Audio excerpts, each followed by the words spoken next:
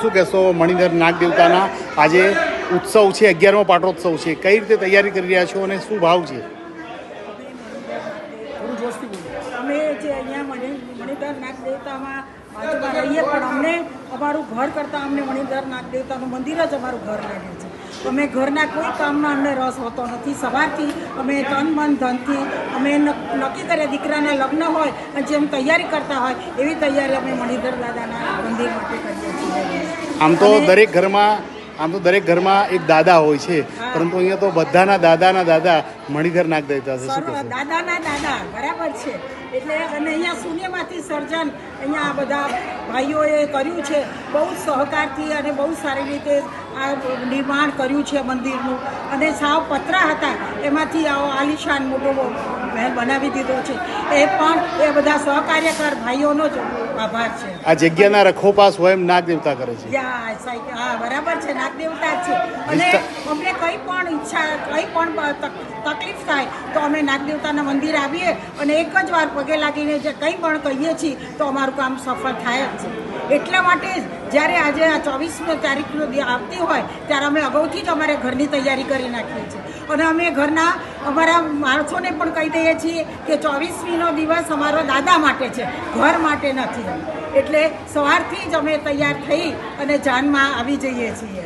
મણિનગર હોય કે લક્ષ્મીનારાયણ હોય કે પછી મણિયાસા હોય, એ બધાના મણિ સ્વરૂપે મણિધર નાગ દેવતા બિરાજે છે. હા, અને હું અહીંયા ભાવદીપ ફ્લેટમાં રહું છું અને મારે ઘર બદલવાનું છે. પણ હું બધી રીતે મને ઈચ્છા છે, પણ એક જ મને મારું મન ના પડે છે કે મને આ દાદા નહીં મળે. હું પછી દાદા પાસે કેવી રીતે આવી શકું? અને એ જ ઈચ્છાથી એ જ વિચારથી હું ઘર જોવા માટે મારા મિસ્ટરને હું ના જ પાડ્યા કરું છું કે ના, મારે અહીંયાથી બદલવું નથી. આ એક જ કારણ છે કે પછી મને આ મંદિર નહીં મળે. આ બધો આટલો બધો સહકાર ને આ બધો સહયોગ છે એ મને ક્યાંય નહીં મળે. એટલો રસ અમને મણિધર દાદાના મંદિરમાં છે. અને દાદામાં તો અમારું તન મન ધન બધું દાદામાં જ છે. અને અમે જીવીએ છીએ તો અમને એવું જ લાગે છે કે દાદાના સહકારથી દાદાના છત્ર છાયામાં અમે જીવી રહ્યા છીએ. બોલો મણિધર નાગ દેવતા મહારાજ કી. તો ધરતીના રખોપા નાગ જ કરતા હોય છે અને કહેવાય છે ખેતરપાળ પણ કહેવાય. અને અહીંયા મણિધર નાગ દેવતા કઈ રીતે રક્ષા કરે છે આ વિસ્તારની? હવે શું છે કે અહીંયા છેલ્લા લગભગ 40 વર્ષ પહેલાં એક અમારા ગજુભાઈ અને કુક્કાભાઈ એ શું છે કે ટ્રાન્સફર ગયા હતા, ત્યાંથી મરણ સાપને અહીંયા લઈ આવ્યા. અને પછી એની અમે લોકોએ બધાએ મળ્યું છે ને એને ચોખા ઘીથી એને અગ્નિ સંસ્કાર કર્યો અને પૂજા વિધિથી એની સંસ્કાર વિદાય કરી. પછી એનું મંદિર બનાવ્યું સારામાં સારું, અને એમાં સંગઠન અમારું સારું હતું આખા મણિયાસા લક્ષ્મીનારાયણનું. એટલે બધાએ ભેગા થઈને એના અંદર એક સારું મંદિર બન્યું, અને એના પછી ધીમે ધીમે શું છે કે લોકો અહીંયા મંદિર પર આવતા રહ્યા, કંઈ શ્રદ્ધાપૂર્વક એક શિવલિંગનું અહીંયા એક શિવલિંગની બી પૂજા થવા મળી.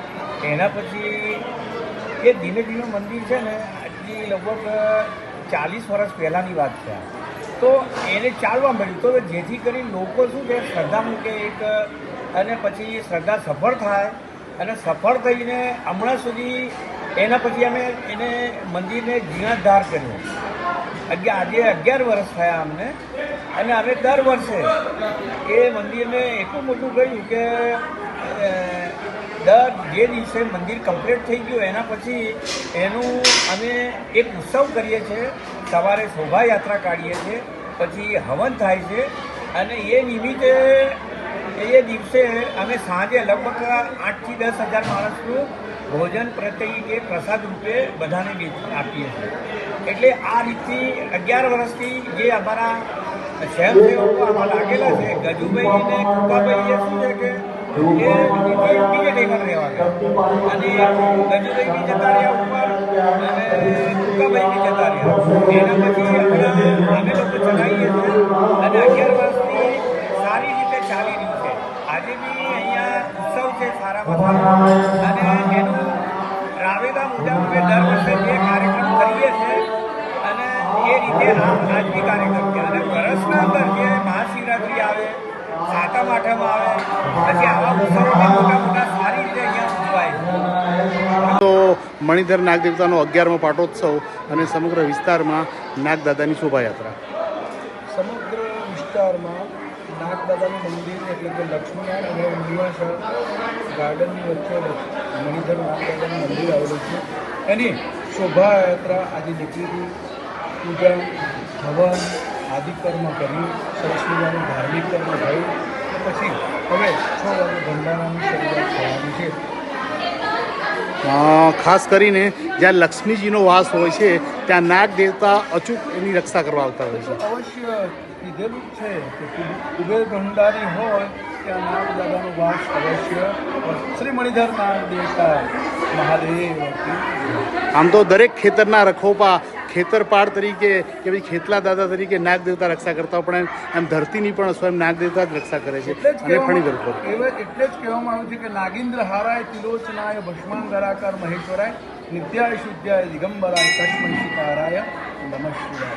અને હળાહળ કળિયુગમાં આકાશમાં સૂર્યનારાયણ અને ધરતી પર નાગ દેવતા આજે પણ જીવન સ્વરૂપે છે. અવશ્ય એ તો કીધેલું જ છે કે નવકુળ નાગ દેવતાનો વાસ સર્વવ્યાપી છે. કેટલા લોકો ભક્તો પ્રસાદ લેવા આવશે, અને ખાસ કરીને કયા કયા વિસ્તારમાંથી લોકો નાગ દેવતાને નતમસ્તક થવા આવે છે? છેલ્લા 40 વર્ષથી આ દાદાની ઉપસ્થિતિ અહીંયા છે, અને 2014થી દાદાનો ભંડારો ચાલી રહ્યો છે.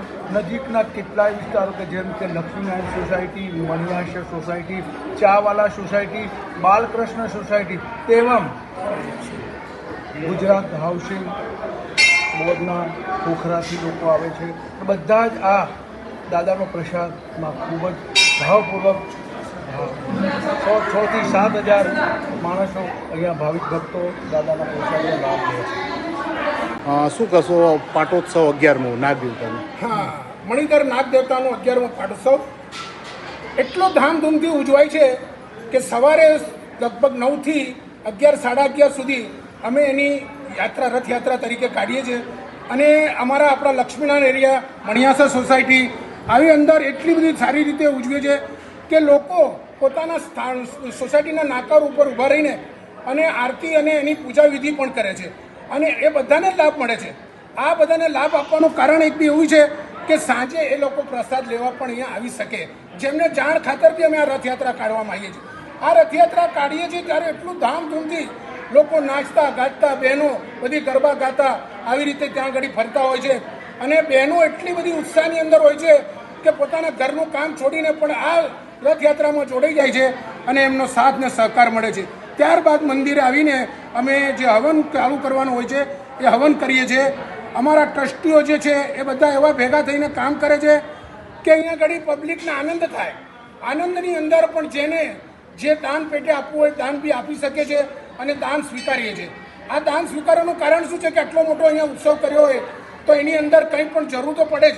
એટલા માટે આ ઉત્સવ માટે કંઈક પણ જેને જે ફૂલ લઈને ફૂલની પાંખડી આપે છે એને અમે સ્વીકારી લઈએ છીએ. મણિધર નાગ દેવતાની શું વિશેષતા છે કે અહીંયા લોકો નતમસ્તક થવા આવે છે? હા, તમે કહેશો આપ માનશો સાહેબ, મને ખબર છે કે મારી જાણ મુજબ મણિધર નાગ દેવતા અહીંયા આગળ એક નાગ છે ને એ મૃત્યુ પામેલો ત્યારે અમારા એક ભાઈ હતા કંઈક ગજાનંદ કરીને ગજુભાઈ, એમણે આ મંદિરની અંદર અહીંયા મંદિર પાસે એ નાગ દેવતાને અહીંયા ઘડી આપણે કહીએ ને કે જમીનની અંદર દાટ્યા અને ત્યારબાદ પછી અહીંયા એટલો બધો ઉત્સવ ઉજવવા મળ્યા, એટલો સરસ ઉજવવા મળ્યો કે ત્યાર પછી તો અંદર કેટલા સ્થાન મળ્યા.